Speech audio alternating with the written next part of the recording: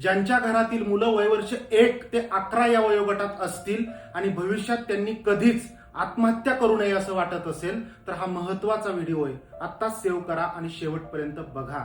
आकडेवारी ऐकली तर तुमच्या पायाखालची जमीन सरकेल की भारतामध्ये दर दिवसाला 35 ते 40 विद्यार्थ्यांच्या आत्महत्या होत असतात आणि दुर्दैवाने महाराष्ट्रात हे प्रमाण सगळ्यात जास्त आहे. अनेक पालकांनी मला डीएम करून सांगितलेलं आहे की सर या विषयावरती तुम्ही वारंवार बोला. म्हणून मी ठरवलंय एक सिरीज बनवतोय.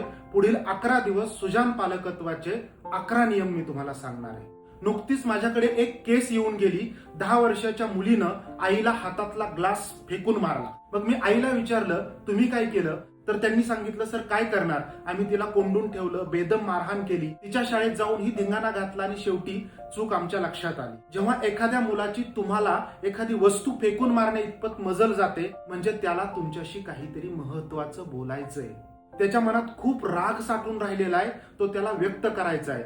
पण आई वडील आणि घरातली सगळी मंडळी टीव्ही मोबाईल आणि आपापल्या कामात व्यस्त असल्या कारणाने त्या लेकराच्या लक्षात येतं की आपल्यासाठी कुणालाही वेळ नाही. मग घरातल्या माणसांचं लक्ष वेधून घेण्यासाठी मुलं हा आक्रस्ताळेपणा करत असतात.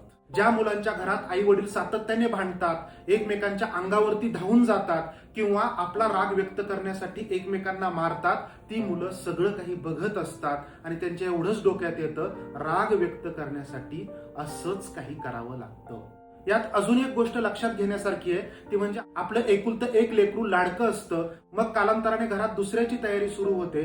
दुसरं बाळ जन्माला आल्यानंतर सगळ्यांचं लक्ष तिकडे जातं आणि मग आधीचं लाडकं मूल आपल्याकडं कुणाचंच लक्ष नाही असं आतून समजायला लागतं आणि लक्ष वेधून घेण्यासाठी, आपला राग व्यक्त करण्यासाठी अशा काही ना काही ऍक्टिव्हिटी ते करतं. काही वेळा घराव्यतिरिक्त क्लासमधला, शाळेमधला कुणाचा ना कुणाचा राग त्याच्या मनात साठलेला असतो आणि कायम लक्षात ठेवा दुसऱ्या कुणाचाही राग लेकरू आपल्या जवळच्या व्यक्तीवरतीच काढत असतं. अशा वेळी पालकांची भूमिका फार महत्वाची असते.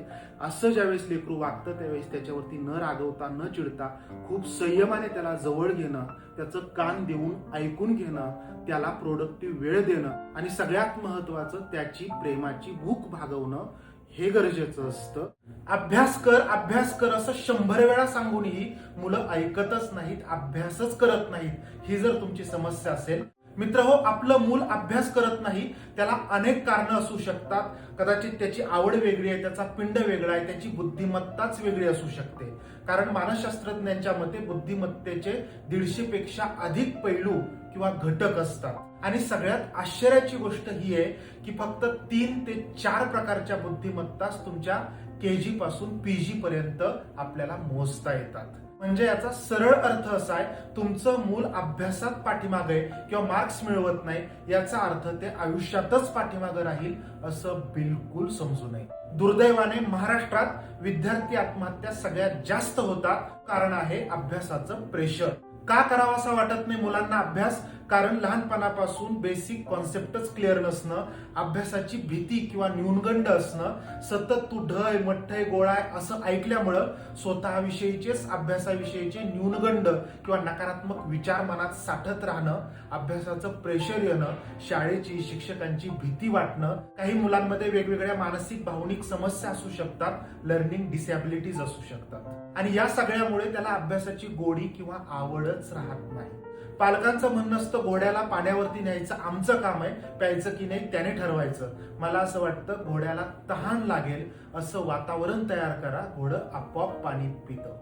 अर्थात त्या लेकराला शिकावंसं वाटेल, अभ्यास करावासा वाटेल, अभ्यासाची गोडी वाटेल असं वातावरण त्याला देणं गरजेचं आहे. अभ्यासासाठी त्याला प्रोत्साहन देणं गरजेचं आहे. 20 पैकी 10 मिळू देत अथवा 12 मार्क्स मिळू देत, त्याचं कौतुक होणं गरजेचं आहे. पुढच्या वेळेस फक्त 1 मार्क्स वाढवण्याचं टार्गेट द्या. त्या लेकराच्या अंगात 1000 हत्तीचं बळ येईल आणि आपल्या अपयशाच्या काळात आपले आईबाप आपल्या सोबत आहेत ही भावना त्याला खूप बळ देऊन जाईल, आत्मविश्वास देऊन जाईल. म्हणून पालकांनी कायम लक्षात ठेवा, कोणतीच परीक्षा ही शेवटची परीक्षा नसते आणि कोणत्याच परीक्षेतले मार्क्स हे तुमच्या लेकराच्या जीवापेक्षा महत्वाचे नसतात, मोलाचे नसतात. ही एक चूक जरी पालक म्हणून आपण लवकरात लवकर सुधारू शकलो तरी अनेक लेकरांचं आयुष्य उद्ध्वस्त होण्यापासून वाचू शकतं. हा नवीन व्हिडिओ अत्यंत तळमळीनं बनवायला एवढ्यासाठीच घेतला की 10वी-12वीच्या परीक्षा सुरू आहेत आणि गेल्या 8-10 दिवसांच्या कालावधीमध्ये जवळपास 300 विद्यार्थ्यांनी आत्महत्या केल्यात. मित्रहो, पालक म्हणून तुमच्या माझ्याकडून होणारी एक कॉमन चूक आहे, ती म्हणजे आपल्या लेकराची तुलना इतर दुसऱ्या कुणाच्या तरी लेकराबरोबर करणं. बऱ्याचदा आपल्याकडे होतं काय की अमक्या तमक्याचा मुलगा किती हुशार आहे किंवा तमक्या तमक्याची मुलगी बघ किती पुढे गेली, दादा किती हुशार आहे, दीदीला बघ किती सगळं येतंय, अशी वाक्य वारंवार आपण लेकराच्या कानावरती पडायला भाग पाडतो. पण ही पालकांची अत्यंत गंभीर चूक असते, ही कृपा करून लक्षात घ्या. त्या लेकराच्या मनात या तुलनेमुळं जो काही कोलाहल माजतो ना, याची कल्पनाही तुम्ही करू शकत नाही. अहो, साधी गोष्ट, एखाद्या पुरुषाला जर कोणी म्हटलं, अरे काय तुझा अवतार, अरे काय तुझी बॉडी, बघ तुझं पोट पुढं आलंय, तो सलमान बघ किती फिट दिसतो. किंवा एखाद्या महिलेला जर आपण म्हटलं, काय हा अवतार केलाय, ती बघ दीपिका किती स्लिम ट्रिम दिसते, तर काय होईल? तुम्हाला त्या गोष्टीचा राग येईल, तुम्ही 2 शिव्या द्याल किंवा समोरच्याच्या एखादी कानाखाली लावायला मागे पुढे बघणार नाही. का? राग व्यक्त कराल. जेव्हा तुम्ही लेकराची इतर कुणाबरोबर तरी तुलना करता, तेव्हा त्या लेकराच्या मनातही सेम हाच राग येत असतो. पण बिचारी मुलं लहान असतात, त्यामुळे बोलू शकत नाहीत, पण या अपमानाचे, रागाचे थरावरती थर साठत राहतात. लक्षात घ्या, तुमचं मूल हे जन्मजातच युनिक असतं, स्वतंत्र असतं, ते इतर कोणासारखं असू शकत नाही. काही जण अभ्यासात पुढे असतात, काही जण खेळात पुढे जातात, काहींना संगीतात, कलेत गोडी असते, तर काहींना व्यवसायात आवड असते. आम्ही MIDC भागात राहतो. मी अनेक पालकांना गमतीनं म्हणतो की अहो, तो तुमच्या फॅक्टरीतून तयार झालेला प्रोडक्ट आहे, तो इतर कोणासारखा कसा असेल? तुम्ही अपेक्षा तरी कशी ठेवू शकता की आपलं लेकरू इतर कोणासारखं असावं? तुम्ही तुलना करून त्याच्यातला न्यूनगंड वाढवता, त्याच्यातला आत्मविश्वास ढासळवता आणि इतर कोणापेक्षा तरी आपण कमकुवत आहोत, नालायक आहोत, ही भावना त्या लेकराच्या मनात वाढीस लागते. त्यामुळं तुमचं लेकरू जसं आहे तसं त्याला स्वीकारा, त्याच्यावरती प्रेम करा. मला वाटतं सुजाण पालकत्वाची हीच गुरुकिल्ली आहे. तुमच्या पालकांची जगात सर्वात प्रिय गोष्ट कोणती, या प्रश्नाचं लहान मुलांनी दिलेलं धक्कादायक उत्तर ऐकण्याची तयारी असेल तरच हा व्हिडिओ शेवटपर्यंत बघा. मित्रहो, विद्यार्थी आणि पालकांच्या महाराष्ट्रभर कार्यशाळा घेत असताना एक प्रश्न मी मुलांना हमखास विचारतो, तो म्हणजे तुमच्या पालकांची सगळ्यात प्रिय गोष्ट कोणती? काय उत्तर द्यावीत मुलांनी? माझ्या मम्मीला मोबाईल आवडतो, टीव्ही आवडते, पप्पांना फॉर्च्युनर आवडते, मम्मीला सोन्याचे दागिने आवडतात, पप्पांना झोपायला आवडतं, मम्मीला चिडचिड करायला आवडते, मम्मीला खूप सगळं शॉपिंग करायला आवडतं, पप्पांना कुत्र्याचं पिल्लू आवडतं. तुम्हाला ही उत्तरं ऐकून गंमत वाटत असेल, पण त्यातल्या एकाही मुलाने आजवर हे लिहिलेलं नाही की माझ्या मम्मी पप्पांना मी आवडतो किंवा मी आवडते. का वाटत असेल मुलांना असं? याचा गांभीर्याने विचार करण्याची गरज आहे. आणि मुलांना तरी पालक का आवडावेत? अहो, 20 पैकी 18 मार्क्स मिळाले म्हणून मुलगा आनंदाने सांगायला जातो, त्यावेळेस तुला 18च का मिळाले म्हणून आकांड तांडव करणारे पालक मी अनेकदा पाहिलेले आहेत. आज माझ्या बोलण्याचा कदाचित काही पालकांना राग येईल, पण एक कटू सत्य सांगू, पालकांना आपल्या मुलांच्या फक्त आणि फक्त यशात सहभागी व्हायचं असतं. लेकरांच्या अपयशात खरी जेव्हा त्यांना आधाराची गरज असते, त्यावेळेस पालक कुठं असतात हाही विचार होणं गरजेचं आहे. मूल रडायला लागलं, हट्ट करायला लागलं की त्याच्या हाती मोबाईल सोपवणं एक वेळेस पालकांना सोपं वाटतं. त्याला महागडे गिफ्ट देणं, त्याचे जंगी वाढदिवस साजरे करणं, त्याचे फोटो स्टोरी स्टेटसला ठेवून मिरवणं, हे एक वेळेस पालकांना सोपं वाटतं. पण याच्यापेक्षा सुद्धा सगळ्यात महत्वाची गोष्ट आहे, ती म्हणजे आपण आपला क्वालिटी टाइम आपल्या लेकरांना देतोय का, याचा विचार करणं. आणि हे सगळं पालकांचा रोष पत्करून एवढ्या तळमळीनं सांगण्याची माझ्यासारख्या माणसाला एवढ्यासाठीच गरज वाटते की आजही महाराष्ट्रात विद्यार्थ्यांच्या आत्महत्या सगळ्यात जास्त होतात. म्हणून तुमचा सकारात्मक संवाद, आश्वासक सहवास आणि प्रेमळ स्पर्श हे तुमच्या लेकरासाठी सगळ्यात मौल्यवान गिफ्ट आहे, हे कधीच विसरू नका. 7वीतल्या मुलाने 6वीतल्या मुलीला आय लव्ह यू अशी चिठ्ठी लिहिली म्हणून शिक्षकांनी पालकांनी बेदम मारहाण केली. अशी एक केस गेल्या आठवड्यात काउन्सिलिंग साठी माझ्याकडे येऊन गेली. तुम्हाला एक सिक्रेट सांगू, आजकाल 6वी-7वीच्या मुला मुलींचे सुद्धा गर्लफ्रेंड बॉयफ्रेंड असतात. दचकलात ना? जेव्हा अशी एखादी घटना आपल्या अवतीभोवती घडते, तेव्हा शिक्षक म्हणून, पालक म्हणून आपण नक्की काय करतो? अशा घटनेवरती हसतो, चिडतो, रागवतो किंवा बेदम मारहाण करून मोकळे होतो. पण एवढ्याने हा प्रश्न सुटेल असं तुम्हाला वाटतं? बघा, आपली मुलं काही आभाळातनं पडलेली नसतात, ती आसपासच्या भोवतालातनं शिकत असतात ना. हे वय अर्धकच्चं असतं, संवेदनशील असतं, प्रेम वगैरे भानगडी कळण्याइतपत त्यांच्याकडे मॅच्युरिटी नसते. अशा वेळी पालक म्हणून आपली मॅच्युरिटी दिसायला हवी. निसर्गाने त्यांच्या मनात शरीरात केलेले हार्मोनल बदल, त्यातून होणारा भावनिक कन्फ्युजन, क्युरिओसिटी आणि मोबाईल कल्चर या सगळ्याचा एकंदरीत परिणाम म्हणून मुलं असं वागत असतात. आणि या सगळ्यात त्यांच्या मेंदूचा प्री फ्रंटल लोब विकसितच झालेला नसतो, त्यामुळे ते कुठलाही निर्णय घेऊ शकत नाहीत, गोंधळलेले असतात. मग अशा वेळी नेमकं काय करू नये हे आधी सांगतो. ओरडणं, मारहाण करणं, इतरांसमोर लाजवणं, शिंगे फुटले का तुला, हेच तुझ्या घरचे संस्कार का, असं म्हणून अपमानित करणं कटाक्षाने टाळायला हवं. खरं तर या सगळ्यानं काही होणार नसतं. फार फार तर तात्पुरतं मुलं माना डोलवू शकतात, पण पुढे जाऊन ती तुमच्याशी चक्क खोटं बोलायला शिकतात. मग या सगळ्यावरती उपाय काय? अशा वेळी पालकांनी आपल्या लेकरांना विश्वासात घेणं, त्यांच्याशी मनमोकळा संवाद साधणं. तू वाईट नाही, पण तुझी ही कृती चुकीची आहे, याचे परिणाम आणि धोके हे आहेत हे समजावून सांगणं. मोबाईल कंटेंटला फिल्टर लावणं, या वयातल्या मुलांना वेगवेगळ्या ऍक्टिव्हिटीमध्ये बिझी ठेवणं आणि सगळ्यात महत्वाचं तुमचा बहुमोल वेळ आपल्या लेकरांना देणं. कारण जेवढं तुमचं भावनिक नातं या टीनएजर मुलांशी घट्ट असतं, तेवढं अशा प्रसंगांना दिशा देणं अधिक सोपं जातं. भविष्यात आपल्या लेकरांनी कधीच आत्महत्या करू नये, यासाठी पालकांना आज एक गोष्ट निश्चित करता येण्यासारखी आहे. कोणती ते सांगतो. देशातल्या वाढत्या आत्महत्या आणि त्यात महाराष्ट्रात असणारं सर्वाधिक प्रमाण बघता एक गोष्ट पालकांना निश्चितपणे करता येईल, ती म्हणजे लहान वयातच लेकरांची अपमान सहन करण्याची ताकद वाढवा, नकार पचवण्याची ताकद वाढवा. बघा, आजकाल आपल्याकडे हम दो, हमारे दो किंवा हमारा एक असंच चित्र घराघरात आहे. त्यामुळे आपली मुलं ही प्रचंड लाडाखोडात वाढतात. आणि गंमत म्हणजे आपल्याला जे जे मिळालं नाही ते आपल्या मुलांना मिळालं पाहिजे, ही पालकांची भावना असते. या भावनेत गैर काहीच नाही, पण मागेल तेव्हा मागेल ते मिळवून देण्याचा पालक जेव्हा प्रयत्न करतात, तेव्हा जगातल्या प्रत्येक गोष्टीवर आपला हक्क आहे, ही भावना किंवा ही वृत्ती त्या लहान लेकरांच्या मनात वाढीस लागते आणि भविष्यात तीच वृत्ती धोकादायक ठरू शकते. त्यामुळे ज्या गोष्टी लेकरांसाठी गरजेच्याच नाहीत, तिथं पालकांनी ठामपणे नकार देणं जास्त गरजेचं आहे. दुसरी गोष्ट, मार्क्स कमी पडले, एखाद दुसऱ्या विषयात आपलं लेकरू फेल झालं, तर आई बापांनी पार आकांड तांडव करून आभाळ कोसळल्याचा आविर्भाव किंवा तसं वातावरण घरात बिलकुल तयार करू नका. मार्क्सच कमी पडलेत ना, ठीक आहे, काय चुकलं ते बघ, पुढच्या वेळेला दुरुस्त कर आणि अजून थोडीशी मार्क्स वाढव, मिळू शकतात तुला. हा आत्मविश्वास आई बापांनी अत्यंत नॉर्मल राहून आपल्या लेकरांना देणं गरजेचं असतं. सगळंच आपल्या मनासारखं होत नाही, आयुष्य म्हटलं की काही कमी जास्त चालतंच. ही वृत्ती त्या वयात त्या लेकराच्या मनात पेरणं ही पालकांची जबाबदारी आहे. नाहीतर मग भविष्यात छोटं मोठं अपयश आलं तरी सगळंच संपलंय असं लेकरांना वाटायला लागतं आणि ती आत्महत्येकडे कलतात. यात अजून एक तिसरी गोष्ट मला महत्वाची वाटते, ती म्हणजे लहान लेकरांच्या भांडणात शक्यतो गरज नसेल तर मोठ्यांनी पडूच नये. आपल्याकडे होतं काय, पोरं चिडवतात, पोरं डिवसतात म्हणून लेकरं रडत रडत आपल्याकडे येतात आणि मग पालकच बाह्या मागं सारून समोरच्या मुलांशी किंवा त्यांच्या पालकांशी भांडायला तयार राहतात. लेकरांची भांडणं आहेत ना, त्यांना भांडू द्यात, पडू द्यात, रडू द्यात, धडपडू द्यात. त्यातूनच ती शिकतील समोरच्याचा सामना कसा करायचा, आपल्याला त्रास देणाऱ्या, आपल्या विरोधी असणाऱ्या लोकांना फेस कसं करायचं, याची ताकद लेकरांची वाढवायची असेल तर त्यांना त्यांचे प्रॉब्लेम त्यांच्याच पातळीवरती फेस करू द्या. मला आत्ता ऐकत असणाऱ्या पालकांसाठी अत्यंत धक्कादायक गोष्ट सांगायची आहे. प्लीज हा व्हिडिओ स्क्रोल करू नका.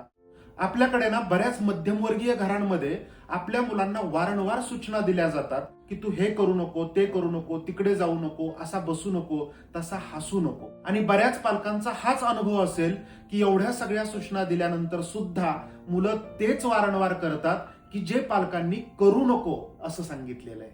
मित्र हो, या पाठीमागची बालमानसशास्त्रीय कारणं वेगळी आहेत, यासाठी मी एक वेगळा व्हिडिओ बनवेल. पण सगळ्यात धक्कादायक जे आज मला तुम्हाला सांगायचंय ते हे आहे की काही संशोधनं अशी सांगतात की भारतासारख्या नकारात्मक मानसिकता असलेल्या देशामध्ये एखादं मूल 11 वर्षाचं होईपर्यंत त्याच्या कानावरती जवळपास 3 ते 4 लाख वेळा नकार पडतात.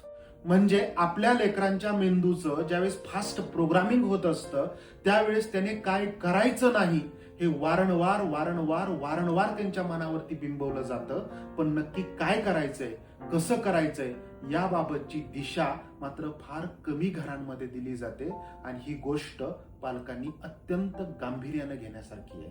ज्या मुलाच्या कानावरती 11 वर्षाचं होईपर्यंत 4 लाख वेळा नकार पडलेत, काय करायचं नाही हे त्याला वारंवार सांगितलंय, ते लेकरू आयुष्यात भविष्यात नक्की पुढे जाऊन काय करेल यावर पालकांनी आजच विचार करा. घरातलं वातावरण सकारात्मक ठेवा. आपली मुलं सर्वार्थानं हुशार व्हावीत असं ज्या ज्या पालकांना वाटतंय त्यांनी या 5 गोष्टींकडे आजपासूनच लक्ष द्यायला सुरुवात करा. 1. प्रश्न विचारण्याच्या सवयीला प्रोत्साहित करा. बघा, आपली मुलं ही प्रचंड क्युरियस असतात. हे असं का तसं का हे वारंवार आपल्याला विचारतात. तेव्हा तुला काय करायचंय, तू गप्प बस असं म्हणण्याऐवजी लेकरांच्या प्रश्नांना सकारात्मक प्रतिसाद द्या. लक्षात घ्या, प्रश्न विचारण्याची सवय ही बुद्धिमत्तेची पहिली पायरी असते. 2. चुका करण्याची परवानगी किंवा मोकळीक द्या. बघा, मुलं चुकांमधून जेवढं शिकतात ते तुमच्या आदर्शवादी लेक्चर किंवा सूचनांमधनं बिलकुल शिकत नाहीत. त्यामुळे लेकरं जेव्हा जेव्हा चुकतात त्यावेळेस त्यांच्यावरती न रागवता न चिडता तुला या चुकांमधनं काय शिकायला मिळालं हा विचार पालक म्हणून लेकरांच्या मनावरती बिंबवा. 3. फक्त मार्क्स वरती फोकस नको. बघा, मार्क्स महत्वाचे आहेत, पण फक्त पोपटपंची पाठांतर करणं म्हणजे अभ्यास नसतो. अभ्यास ही कॉन्सेप्ट क्लिअर करण्याची प्रक्रिया असते. त्यामुळे उठसूट आपल्या लेकरांना मार्क्सवरून टोमणे मारण्याऐवजी, मार्क्स विचारण्याऐवजी त्याला आज दिवसभरातून तू नक्की काय शिकला असा जर प्रश्न विचारला तर लेकरं डे टू डे लाईफ मधले प्रॅक्टिकल लेसन घ्यायला प्रवृत्त होतात. त्यांची ऑब्झर्वेशन करण्याची क्षमता वाढते आणि प्रत्येक गोष्टीतून चांगलं तेच शोधण्याची, बघण्याची वृत्ती विकसित होते. 4. खेळ आणि अनुभवातून शिकवा. बघा, लेकरांना पुस्तकी किडा बनवण्याऐवजी पझल्स, गेम्स, प्रयोग, बाहेर खेळणं अशा गोष्टींमुळे लेकरांची समस्या सोडवण्याची क्षमता वाढते आणि अशी क्षमता वाढणं हे बुद्धिमत्तेचं खूप महत्वाचं अंग आहे. 5. स्क्रीन टाइम नियंत्रणात ठेवा. टीव्ही, मोबाईल अशा गोष्टींमुळे लेकरांची विचार करण्याची क्षमता विकसित व्हायला अडथळा येतो. हा स्क्रीन टाइम कमी ठेवून आपल्या लेकरांना जास्तीत जास्त क्रिएटिव्ह ऍक्टिव्हिटीज मध्ये गुंतवणं हे लेकरांना हुशार करण्याचं सगळ्यात महत्वाचं माध्यम आहे. मुलांना जी गोष्ट करू नको म्हणून सांगितली जाते तीच गोष्ट मुलं पुन्हा पुन्हा का करतात. आपल्या मुलांना ना गॅस पेटवून बघायचा असतो, झाडावरती चढायचं असतं, स्वयंपाकघरात वरती रॅक वरती ठेवलेल्या काचेच्या ग्लासमधून सरबत निघून द्यायचा असतो आणि काळजीपोटी किंवा भीतीपोटी पालक म्हणून आपण हे करू नको, ते करू नको, लागेल, पडेल, फुटेल या पद्धतीचे शब्द प्रयोग त्यांच्या समोर वारंवार करतो. पण मित्र हो, आपली मुलं आहेत ना आपल्या पुढची असतात. ज्या गोष्टी तुम्ही करू नको म्हणून सांगितलंय त्याच गोष्टी मुलांना तुम्ही घरी नसताना करून बघायच्या असतात. मग ते गॅस पेटवतील, डब्यावरती डबा ठेवतील, त्या रॅकवरचं ते काचेचे ग्लास काढतील, पाडतील, फोडतील आणि मग तुम्ही संध्याकाळी घरी आल्यानंतर जे तुम्हाला नको होतं तेच समोर दिसणार. मग तुम्ही मुलांना फटकवणार, मारणार, पण काही केल्या मुलं तुमचं ऐकणार नाहीत. या लहान मुलांचं मानसशास्त्र जर लक्षात घेतलं तर मुलांमध्ये जबरदस्त ऊर्जा असते, उत्साह असतो आणि सगळ्यात महत्वाचं त्यांना गोष्टी करून बघण्याची क्युरिओसिटी असते, उत्सुकता असते आणि त्यांच्यातल्या त्या क्युरिओसिटीमुळेच जी गोष्ट पालकांना वाटतं नको करायला तीच गोष्ट मुलं वारंवार करतात. मग यावर उपाय काय? मुलांची क्युरिओसिटी कधीही दाबून ठेवण्याचा प्रयत्न करू नका. ती तशीही दाबून राहू शकत नाही. त्या क्युरिओसिटीला तुम्ही योग्य दिशा देऊ शकता. काय करायचं नाही हे वारंवार सांगण्याऐवजी ती गोष्ट कशी करायची आहे, ती केल्यानंतर आणि न केल्यानंतरचे परिणाम काय आहेत ते त्याच्या बोटाला धरून व्यवस्थित शिकवणं, समजावून सांगणं ही पालक म्हणून आपली जबाबदारी असते. तुमच्या मुलांचे इनरवेअर्स आजही तुम्हीच धुत असाल तर थोडंसं थांबून हा व्हिडिओ पूर्णपणे बघा. आपल्याला आपली मुलं डॉक्टर करायचे असतात, इंजिनियर करायचे असतात, वकील करायचे असतात, IAS, IPS करायचे असतात, पण आपल्या लेकरांना डे टू डे लाईफ मधल्या बेसिक सवयी लावण्याची मात्र पालकांची इच्छाशक्ती नसते. बघा, जेवणाचं ताट स्वतः उचलणं, ते विसळणं, कपड्यांच्या घड्या घालणं, आपलं अंथरूण पांघरून व्यवस्थित करून ठेवणं, आपण केलेला पसारा आपण स्वतःच आवरणं, स्वयंपाकाचं प्रिपरेशन करायला मदत करणं, घरातला कचरा कुंडीत टाकणं आणि अर्थात ही कामं मुलींनी करावीत असं बिलकुल नाही, तर मुलांनी सुद्धा आवर्जून ती कामं करायलाच पाहिजेत. घरातल्या मुलांना सुद्धा अशी कामं करायला प्रवृत्त करणं ही पालक म्हणून आपली जबाबदारी आहे. आपल्या मुलांनी आपण वापरलेले इनरवेअर्स किमान 10-12 वर्षाच्या नंतर स्वतःहून धुले पाहिजेत, हा माझा प्रत्येक पालक कार्यशाळेमध्ये आग्रह असतो. आणि पालकांचं काम हलकं व्हावं हा या पाठीमागचा उद्देश बिलकुल नाही, तर स्वावलंबन, शिस्त आणि स्वतःची जबाबदारी स्वतःहून घ्यायला शिकणं हे या वयात लेकरांना आग्रहाने शिकवलंच पाहिजे. काही पालकांना आमचं पिल्लू कशालाच धक्का लावत नाही हे अगदी अभिमानानं 4 चौघात सांगतात. मग पुढे जाऊन त्यांच्या पिल्लाला जरी 2 पिल्लं झाली तरी ते स्वतःच्या जबाबदाऱ्या स्वतः घेत नाही आणि असे मम्माज बॉय आई बापांना, बायकोला पुढे आयुष्यभर पोसावे लागतात. साधी गोष्ट, जी मुलं या छोट्या वयात स्वतःच्या छोट्या छोट्या जबाबदाऱ्या घेऊ शकत नाहीत, त्या स्वतःची मोठे झाल्यानंतर जबाबदारी कशी घेणार, इतरांची जबाबदारी कशी घेणार. काहीही झालं तरी कष्टाची सवय, परिश्रमाची सवय या वयातच रुजवली जाऊ शकते. पालकांनी हे कायम लक्षात ठेवायला हवं. माझा बाबू, माझा सोना असं करत करत अति लाडामुळं आपण आपलीच मुलं कमकुवत करत असतो. जर पालक म्हणून आपण ही एक गोष्ट लक्षात नाही घेतली तर आपली मुलं आपणच कमावलेलं एक दिवस विकून खातील.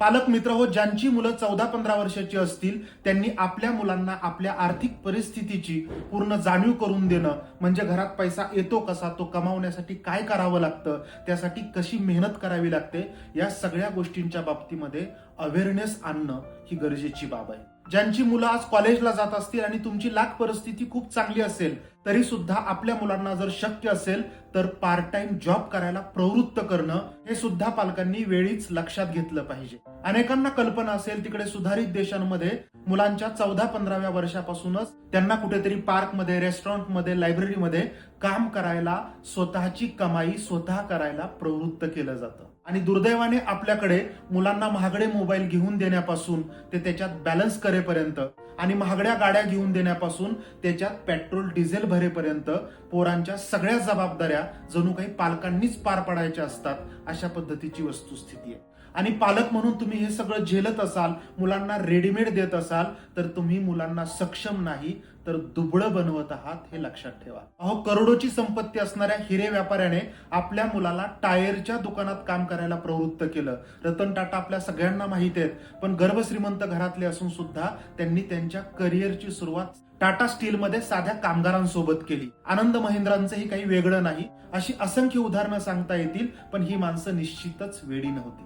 पालकांनी एक गोष्ट कायम लक्षात ठेवायला हवी की कामाशिवाय आत्मविश्वास येत नाही आणि जबाबदारी घेतल्याशिवाय मॅच्युरिटी येत नाही. मोठेपण वारशानं मिळतं कदाचित, पण क्षमता आणि मेहनतीनंच ते सिद्ध करावं लागतं. म्हणून आपल्या लेकरांना स्वतःला सिद्ध करण्याची संधी द्या, स्वकमाईची सवय लावा, तरच ती तुम्ही कमावलेली प्रॉपर्टी टिकवण्याच्या सक्षम बनतील. या सगळ्यावरती तुम्हाला काय वाटतं आणि अजून कोणत्या विषयांवरती तुम्हाला ऐकायला आवडेल हे मला कमेंट करून कळवा आणि हा विषय जास्तीत जास्त पालकांपर्यंत शेअर करा.